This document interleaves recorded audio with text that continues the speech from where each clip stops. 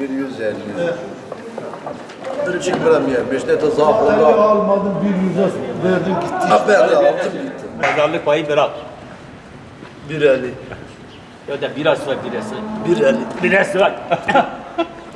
Ben Karlovalıyım. İsmim Abdülhamit Ayan'dır. Evet. O şimdiye kadar bizim Bingöl'ümüzde böyle hayvan pazarı falan yoktu. Allah razı olsun belediyemizden, belediye başkanımızdan. Hayvan pazarımız şu anda vardır. Rahatlıkla biz hayvanlarımızı getiriyoruz. Yani burada satışı, her şey kolaydır.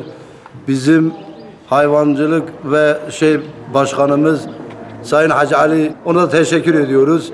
Yani onun da katkıları var bu işte. Bize de kolaylık gösteriyorlar. Yani herkesin haberi olsun. Böyle bir kolaylık, bir hayvan pazarımız var. Böyle bir meydan, bir pazarlık yeri yoktu. Biz getiriyoruz çarşıya, sokaklarda tek tek satıyoruz, sıkıntı çekiyorduk.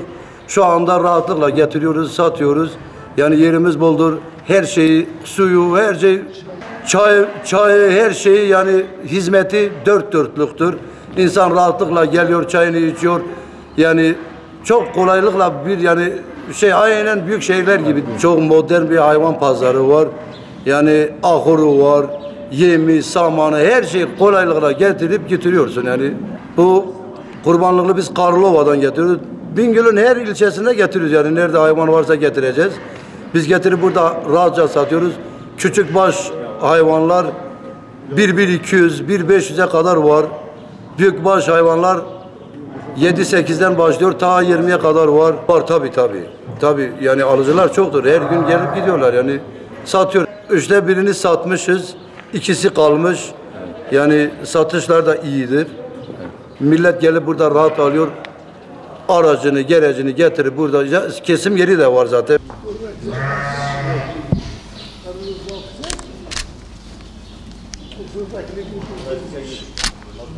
İder bir iş. Hakikaten bir.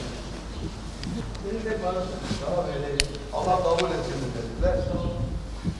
Bu koşun alınırdı, Allah kabul etsin. Sana 1250. Ama çok pahalıdır ha.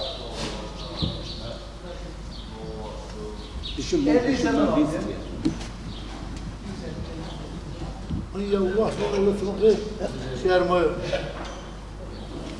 Allah kabul etsin.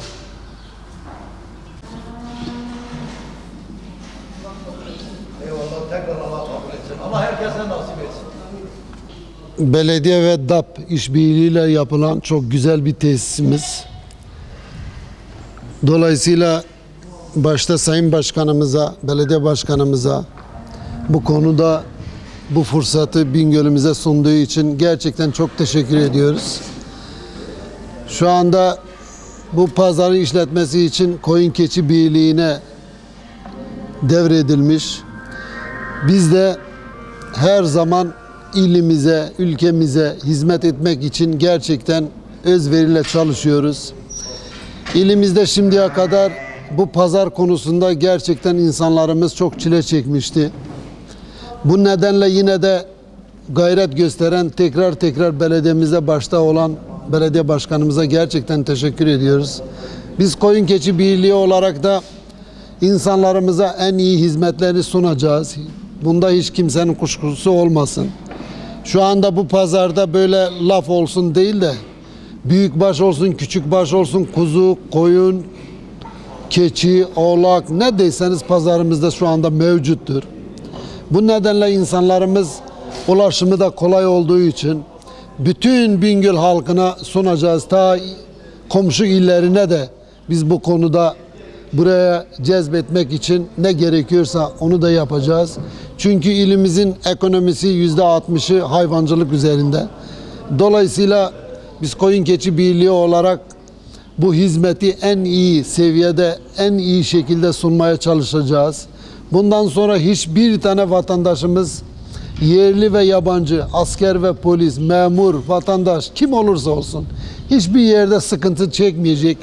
Yani kurban yaklaşınca veya kurban dışında da kendisine adak, ondan sonra günlük taze et ihtiyacı olduğu zaman hiçbir şekilde düşünmeyecek. Nereden alacağım veya nereden bulacağım?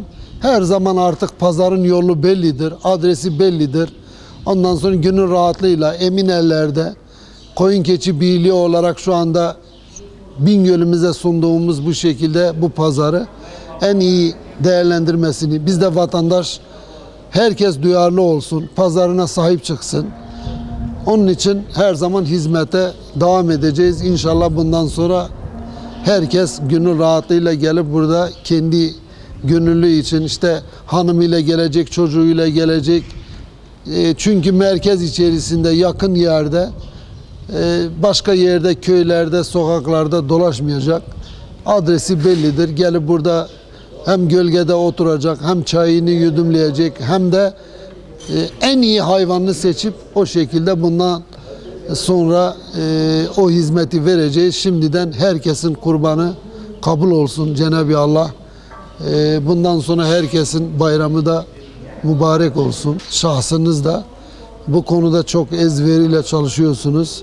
Dolayısıyla hem şahsım adıma hem birliğim adına hem de Bingöl halkı adına gerçekten sizlere çok teşekkür ediyoruz. Şu anda bütün pazarın yerleri satılmıştır, bölümler satılmıştır.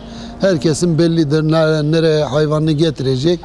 Eğer burada bir sıkıntı olursa biz pazarımızın dışında değil de yani bu pazar içerisinde verilen yerlerde inşallah bölümler yine sunacağız. İnsanlarımızı mağdur etmeyeceğiz. O şekilde herkesin yeri vardır.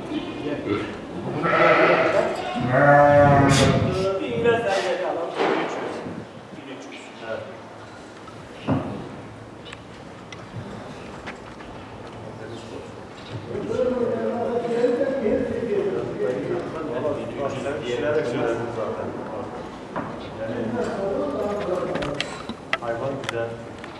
Eti iyi. Ya olmaz, yiyeceği yok. Hayvanın diyeti yok.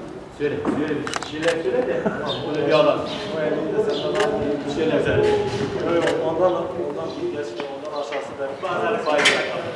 Tamam o zaman. Her 1200 al. Allah versin. Ya Allah kabul etsin. Ne bir şey açar?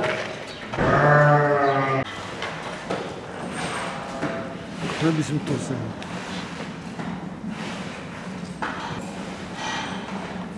Bu 900 kilo. 9 ne?